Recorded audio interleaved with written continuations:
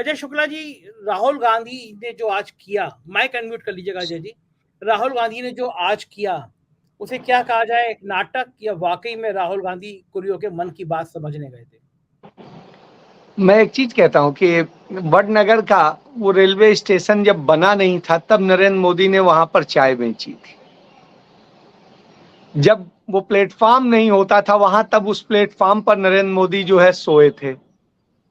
और 2014 के चुनाव के पहले उनके परिवार के लोग भी, देश में कहीं के भी लोग, जहां पर वो रहे, जो लोग उनसे संपर्क में थे, किसी को नहीं पता था कि उन्होंने कहीं चाय भी बेची है, कहीं पर ये भी किया।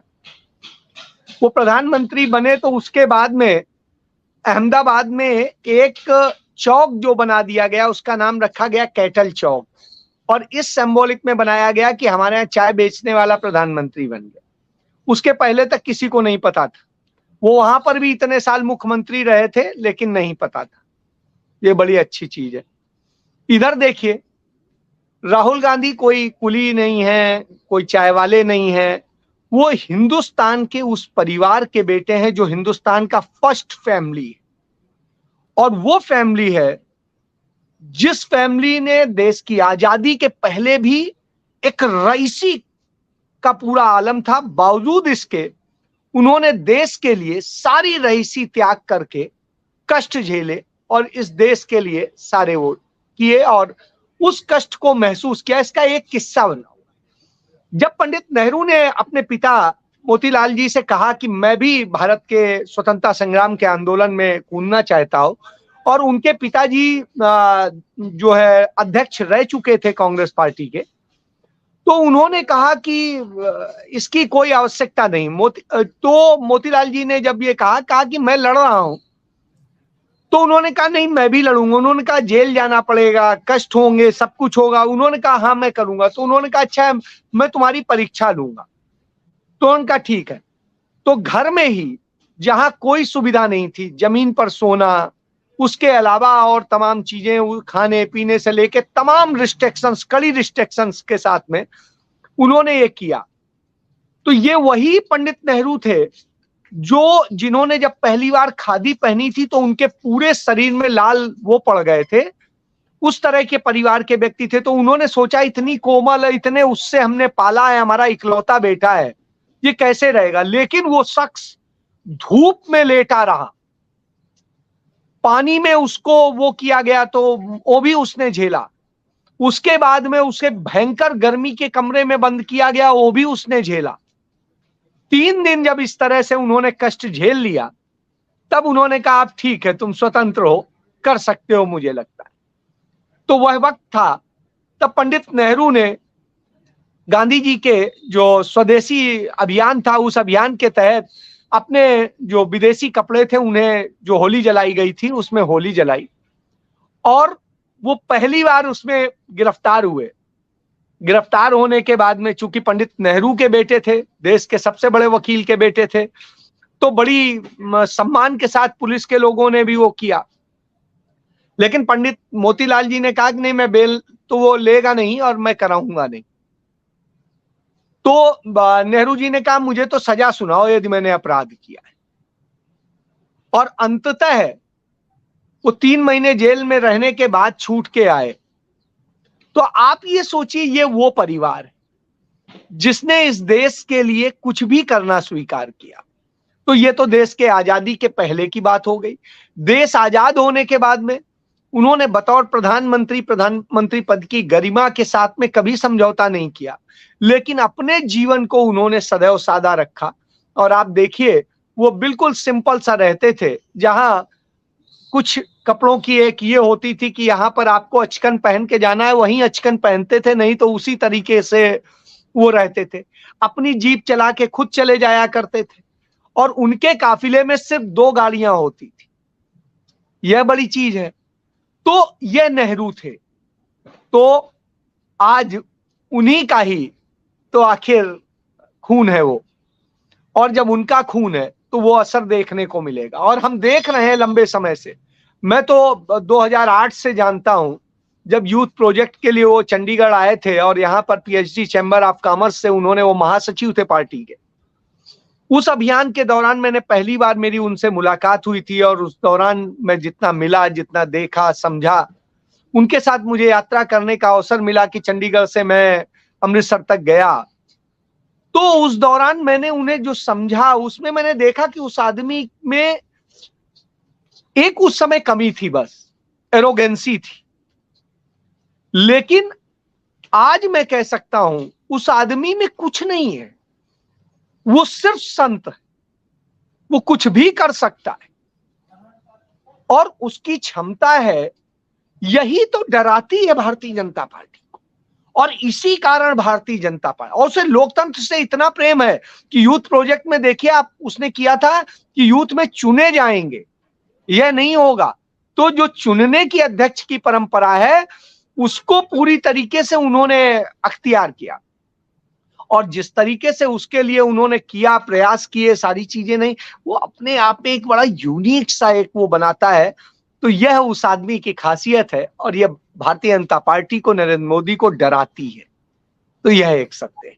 बिल्कुल ठीक बात है। लेकिन अजय जी, अभी तक जो आपने नेहरू जी की इतनी बातें बताई, संघ और भारतीय जनता पार्टी नेहरू जी के लगातार कुछ ना कुछ फोटो, उनकी महिलाओं से मित्रता, कभी सिगार पीते हुए फोटो, इस तरह की चीजें वायरल करती रही है। वो ये क्यों करती थी बीजेपी? क्या मकसद था उसके पीछे?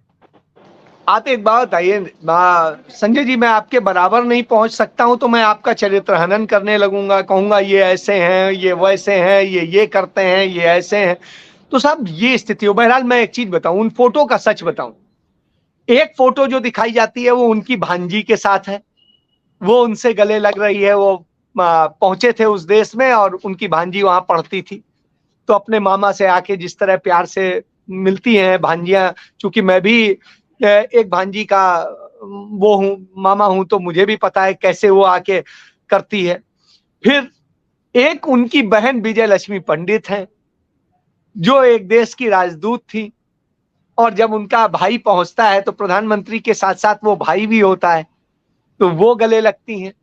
एक फोटो इतने महान इसरो के संस्थापक साराभाई के परिवार की है, जो उनके उसको जो है बेटी की तरह से वो करते थे, तो वो गले लगती है। और जिसने इतना बड़ा आज इसरो स्थापित किया।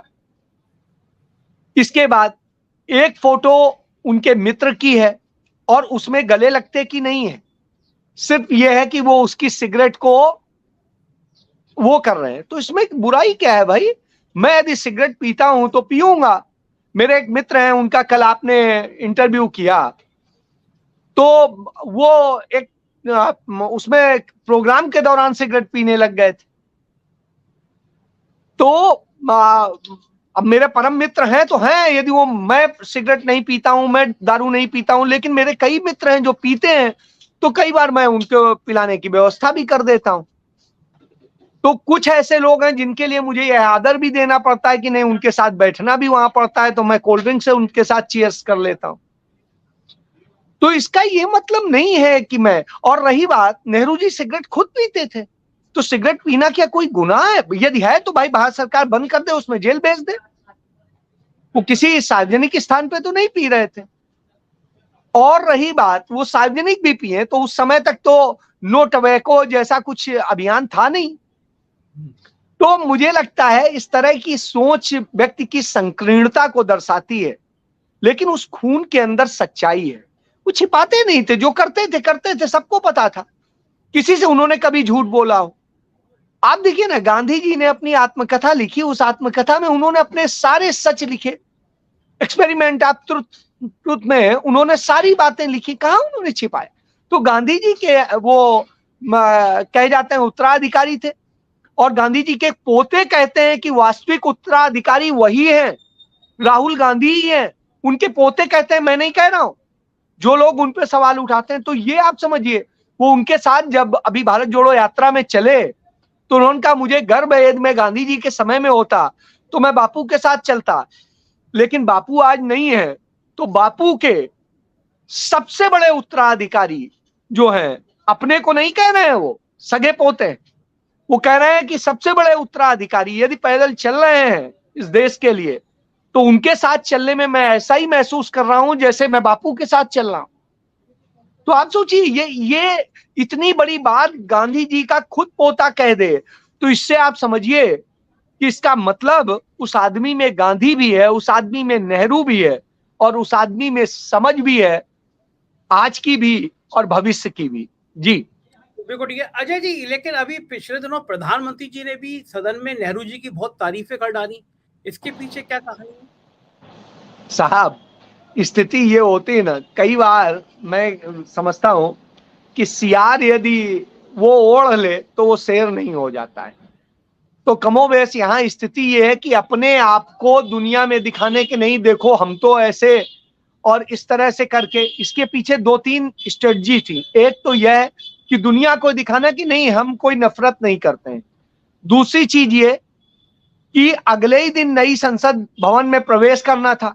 यदि कहीं कोई उल्टा सीधा बोल देते और विपक्ष बाइकआउट कर देता तो फिर यह मैसेज चला जाता कि पहले ही दिन ये हालत हो गई। तो उससे अपनी लाज बचानी थी।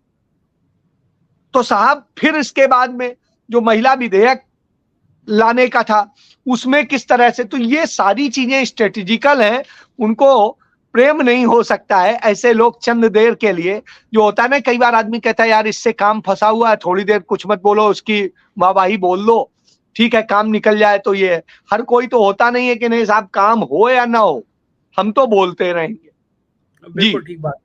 आखिरी सवाल अजय जी, कि राहुल गांधी के इस तरह एक्ट से आम व्यक्ति किस तरह अपने आप को जोड़ता है, किस तरह अपने आप को महसूस करता है कि राहुल गांधी उनके बीच के आदमी है? संजय जी, एक सबसे बड़ी चीज होती है आम आदमी को, आप कोई उसका कुछ कर पाए न कर पाए, उसे दो चीज अच्छी लगती है कि आप उसके लिए करने को एक आपके मन में भावना दिखाई दे, उसके लिए आप एक सत प्रयास करने की कोशिश करें। दूसरी चीज होती है कि आप उसके दर्द को सुन लें, उस पे एक बार पीठ थपथपा दें, उसको थोड़ा सा सहला दें। ये उसको इतना बड़ा मरहम होता है कि इससे बड़ा और कुछ हो नहीं सकता।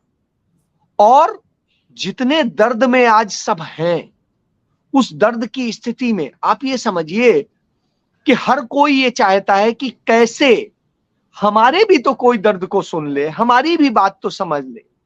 और साहब दुनिया में यदि देखिएगा, इस तरह के आत्महत्या करने वाले बहुत सारे लोग मिलते हैं जो सिर्फ इस कारण से आत्महत्या कर रहे होते हैं क्योंकि वो अपनी भावनाएं, अपने दर्द को नहीं व्यक्त कर पाते हैं। ये मैं नहीं कह रहा हूं, ये इंटरनेशनल डाटा है।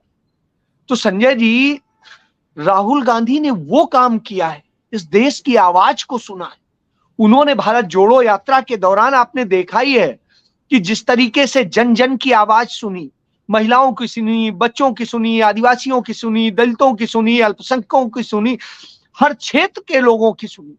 और उसके बाद उन्होंने इसके साथ साथ जो लगातार वो मिल रहे हैं, कभी लद्दाख में जाके, कभी कहीं स्टूडेंट से, कहीं पर मैकेनिक से, कहीं पर ट्रक ड्राइवर से जो आपने बताया, और इसके बाद में कुलियों से, तो इस तरह से करके वो एक तो तुलना करते हैं कि हिंदुस्तान में क्या स्थिति है, हिंदुस्तान के बाहर क्या स्थिति है।